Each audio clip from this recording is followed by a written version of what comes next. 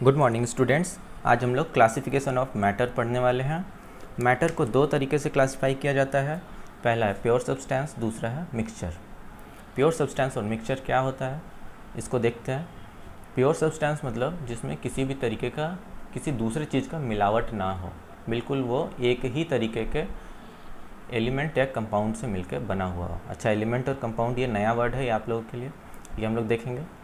दूसरा है mixture. Mixture मतलब जिसमें कि बहुत सारी अलग अलग चीज़ों को मिला दिया जाए। सिंपल अगर लैंग्वेज में बोले तो अलग अलग चीज़ों को मिला दिया जाए तो वो बन जाता है एक मिक्सचर। जैसे मिक्सचर आप लोग नमकीन खाते ही हैं, नमकीन खाते हैं तो उसमें बहुत सारी चीज़ें मिली होती हैं उसमें दालमोट होता है, कुछ सेवड़ा होता है, कुछ उसमें सॉल्ट के पार्टिकल्स होते हैं, है ना।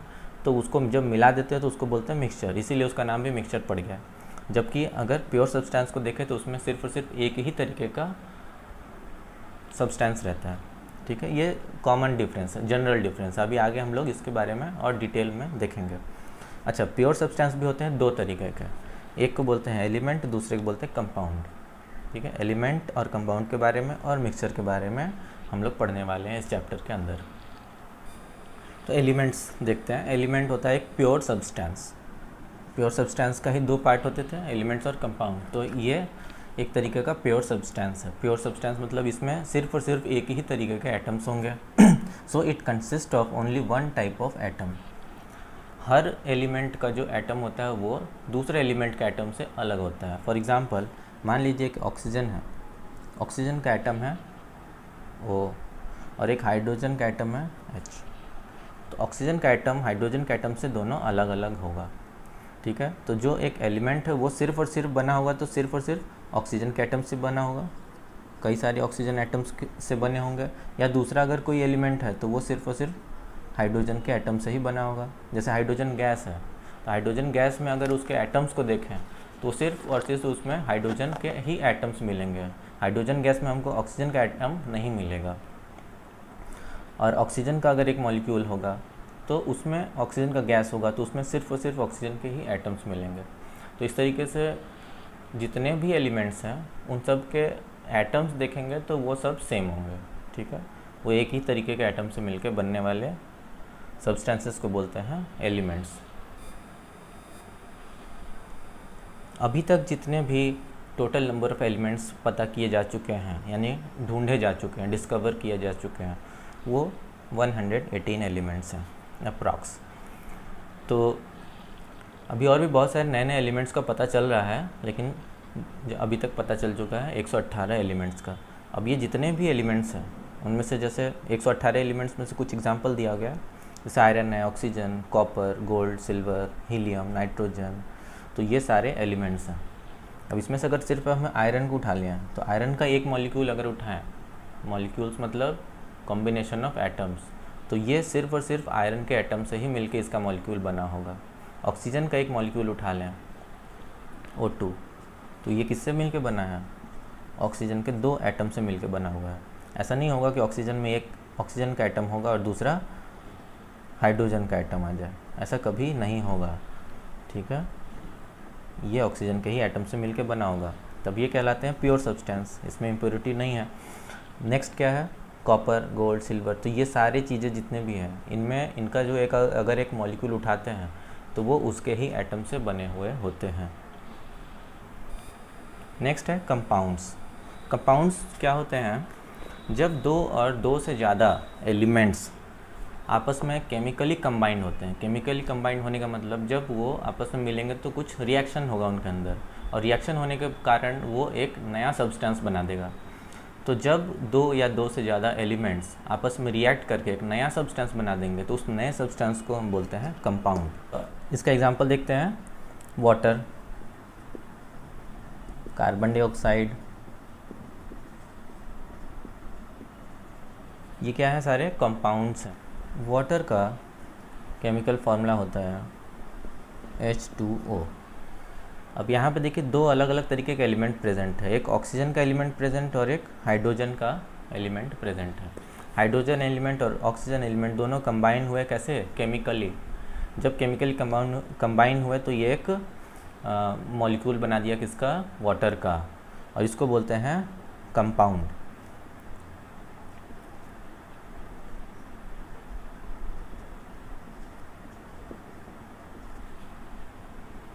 नेक्स्ट कार्बन डाइऑक्साइड एक तरीके का कंपाउंड है, इसका फॉर्मूला था CO2 कार्बन प्लस ऑक्सीजन। ये दोनों अलग अलग एलिमेंट है, कार्बन एलिमेंट, ये ऑक्सीजन एलिमेंट, दोनों कंबाइन हुए केमिकली तो फॉर्म हुआ कार्बन डाइऑक्साइड।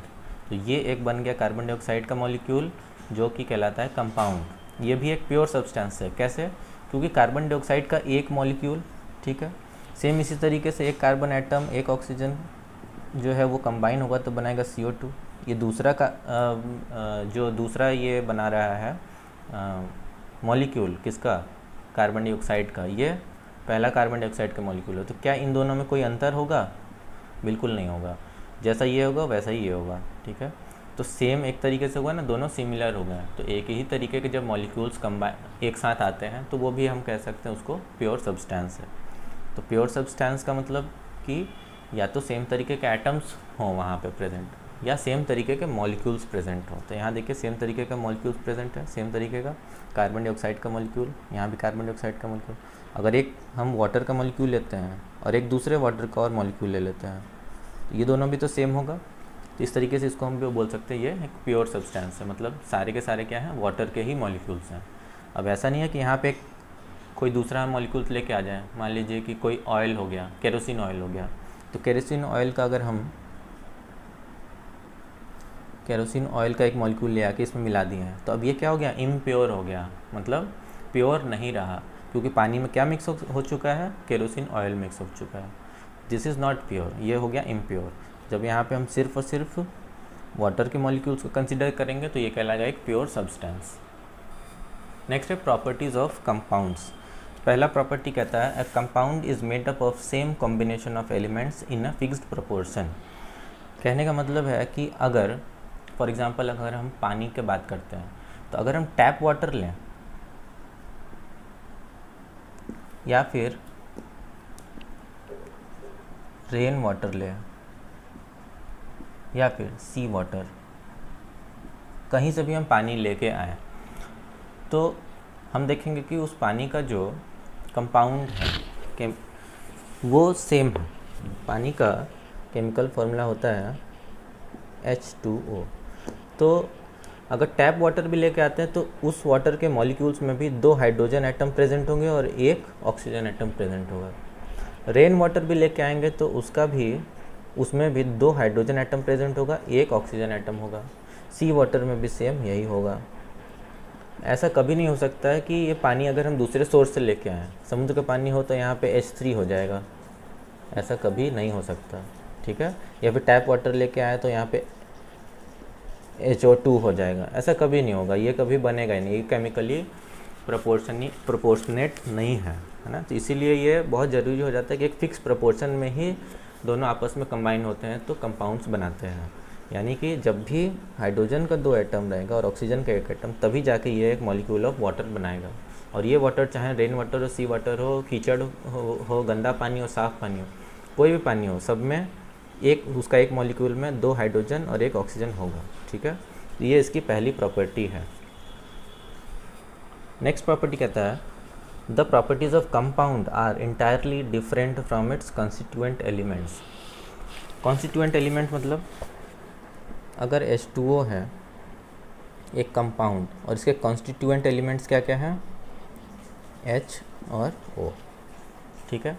हाइड्रोजन और ऑक्सीजन इसके कॉन्स्टिट्यूएंट एलिमेंट्स हैं जिसको कंबाइन करने के बाद ये बना एक कंपाउंड। तो H2O यानी वाटर, इसका प्रॉपर्टी इसके प्रॉपर्टी और इसके प्रॉपर्टी से बिल्कुल अलग होगा। कैसे? प्रॉपर्टीज़ का मतलब ये क्या है, एक तरीके का लिक्विड हो गया, ऑक्सीजन क्या हो गया, एक तरीके का गैस हो गया। तो देखिए फिजिकल प्रॉपर्टी भी अलग हो गया, हाइड्रोजन भी एक तरीके का गैस हो गया, ठीक है। फिजिकल प्रॉपर्टी दोनों का अलग हो गया ना। और केमिकल प्रॉपर्टीज़ भी दोनों का अलग अलग होगा। मतलब ऑक्सीजन जो है, ऑक्सीजन फायर को हेल्प करता है ना, फायर को और ज़्यादा भड़का देता है। अगर कहीं पे आग लगा हो तो उसमें ऑक्सीजन डाल दें तो वो और फायर भड़क जाएगा, बहुत तेज़ हो जाएगा। लेकिन वहीं अगर H2O को डाल दें वहाँ पे तो फायर क्या हो जाएगा, बुझ जाएगा, ठीक है। तो दोनों की प्रॉपर्टी अलग अलग हुई कि नहीं। इसमें हालांकि ऑक्सीजन है लेकिन तब भी ये इसके साथ मिलने के कारण एक इस तरीके का अलग सब्सटेंस बना देता है जिसका कि प्रॉपर्टी इससे बिल्कुल अलग हो गया। ये फायर को भड़का देता है और ये फायर को बुझा देता है। थर्ड प्रॉपर्टी कहती है the constituent elements of compound can not be separated by simple physical methods. Constituent elements of a compound, ये कंपाउंड है, इसका कॉन्स्टिट्यूएंट एलिमेंट है हाइड्रोजन और ऑक्सीजन। तो इससे हाइड्रोजन और ऑक्सीजन को अलग अलग नहीं किया जा सकता। कैसे? सिंपल फिजिकल मेथड्स के थ्रू। सिंपल फिजिकल मेथड्स में जैसे हो गया कि बॉइलिंग करना हो गया, फिल्ट्रेशन करना हो गया। फिल्ट्रेशन मतलब छान देना, ठीक है। बॉइलिंग करना मतलब बॉयल करते गए और उसमें से इवेपोरेट हो गया। तो ऐसा हो नहीं सकता। वाटर को अगर हम बॉयल करते जाएं, ठीक है, तो ऐसा नहीं होगा कि इसमें से हाइड्रोजन उड़ के अलग हो जाएगा और ऑक्सीजन उड़ के अलग हो जाएगा, ऐसा नहीं होगा। हाइड्रोजन और ऑक्सीजन को दोनों को जब अलग करना होगा तो बहुत अलग तरीके की केमिकल मेथड्स को यूज़ किया जाता है, बहुत कॉम्प्लेक्स मेथड्स है। मतलब सिंपल मेथड्स के थ्रू हम कंपाउंड्स के कॉन्स्टिट्यूएंट एलिमेंट्स को अलग अलग नहीं कर सकते, ठीक है। तो ये हो गया इसका थर्ड प्रॉपर्टी। नेक्स्ट टॉपिक है मिक्सचर्स। मिक्सचर के बारे में जानते हैं। मिक्सचर होता है ऐसा सब्सटेंस जो बहुत अलग अलग तरीके के सब्सटेंसेस को मिला के बनता है, और ये सारे सब्सटेंसेस जो है वो आपस में केमिकली कंबाइंड नहीं होते हैं, वो आपस में फिज़िकली कंबाइंड होते हैं। फिज़िकली कंबाइंड का मतलब होता है कि सिंपली हम उसको मिला सकते हैं। जैसे अगर एक बाउल में ले लिए सैंड और दूसरे में ले लिए शुगर, सैंड और शुगर को मिला दिया, क्या बन गया? एक मिक्सचर बन गया, है ना। ये दोनों आपस में केमिकली कंबाइंड तो हुए नहीं। सैंड और शुगर मिलके कोई तीसरा कंपाउंड तो बना नहीं। उसमें सैंड के पार्टिकल्स वैसे ही रहेंगे और शुगर के भी पार्टिकल्स वैसे ही रहेंगे, ठीक है। तो इस तरीके से किसी भी प्रपोर्शन में, अब मान लीजिए कि सैंड हम कुछ 1 kg ले लिए और शुगर ले लिए 4 kg, तब भी मिला देंगे तो क्या बनेगा? एक मिक्सचर ही बनाएगा। सैंड 5 kg ले लिए, शुगर 10 kg ले लिए, तब भी मिलाएंगे तो एक मिक्सचर बनाएगा, एक अलग प्रोपोर्शन का। तो इसमें कोई ज़रूरी नहीं है कि एक फ़िक्स प्रोपोर्शन में ही मिलाना है। कितना भी अमाउंट दूसरे सब्सटेंसेस का फिजिकली हम मिक्स कर दें तो वो बना देगा मिक्सचर, ठीक है। और इसमें केमिकल रिएक्शंस नहीं होते हैं आपस में, ये आपस में जो है केमिकली कंबाइंड नहीं होते हैं, सिर्फ फिजिकली कंबाइंड होते हैं, ठीक। और फिजिकली कंबाइंड होने के कारण इनको हम फिजिकली सेपरेट भी कर सकते हैं। सिंपल मेथड्स के थ्रू इनको हम अलग अलग भी कर सकते हैं। So the next point is it can be separated by simple physical methods like filtration and boiling। जैसे कि हमने देखा कि कोई भी मिक्सचर है उसको हम सिंपल मेथड से सेपरेट कर सकते हैं, ठीक। जैसे फिल्टर करके या बॉईल करके, या फिर और भी मैग्नेटिक सेपरेशन, बहुत अलग अलग तरीके हैं चीज़ों को अलग करने के। जैसे मान लीजिए कि अगर एक कुछ मिट्टी है, मिट्टी में हमने मिला दिया आयरन के नेल्स। आयरन के नेल्स मतलब कील, लोहे के कील, वो मिट्टी में मिला दिया, ठीक है। अब वो क्या बन गया? एक मिक्सचर बन गया, ठीक है। उसको सेपरेट करना है, आयरन के कील को अलग करना है और मिट्टी को अलग करना है। तो हम एक मैग्नेट लेके आएंगे, मैग्नेट को ऐसे ऐसे इस पर घुमाएंगे तो मैग्नेट में सारे के सारे कील जो है वो चिपक जाएंगे और मिट्टी वहीं का वहीं रह जाएगा। तो ये फिजिकल जो है सेपरेशन हम कर सकते हैं सिंपल मेथड के थ्रू। एक मैग्नेट लेके आए और उसको चिपका के सारे के सारे लोहे के कील उसमें चिपक गए और वो अलग हो गया। तो ये क्या कहलाता है? एक फिजिकल मेथड ऑफ सेपरेशन, ठीक है। तो ये सिंपल मेथड है जिसके थ्रू हम मिक्सचर्स को अलग कर सकते हैं। बाकी जैसे मान लीजिए एक सैलेड है, ठीक है। घर में हम उस सैलेड खाते हैं तो सैलेड में हम बहुत सारी चीज़ों को मिक्स करते हैं। जैसे मान लीजिए उसमें खीरा है, टमाटर है, गाजर है, ककड़ी है, मूली है, तो ये सारी चीज़ें मिक्स कर दिए तो वो क्या बन गया? एक मिक्सचर बन गया। लेकिन हम उसको अलग भी तो कर सकते हैं। खीरा को हम अलग अलग छाँट सकते हैं, टमाटर को अलग कटोरी में रख सकते हैं, ठीक है। तो फिर उसको हम अलग कर सकते हैं। तो जो अलग हो सके फिजिकली, ठीक है, mixture can be separated by simple physical methods. तो आज की क्लास में इतना ही। नेक्स्ट क्लास में इससे आगे पढ़ेंगे। तब तक आप लोग इन सारे टॉपिक्स के ऊपर नोट्स बना के रखेंगे।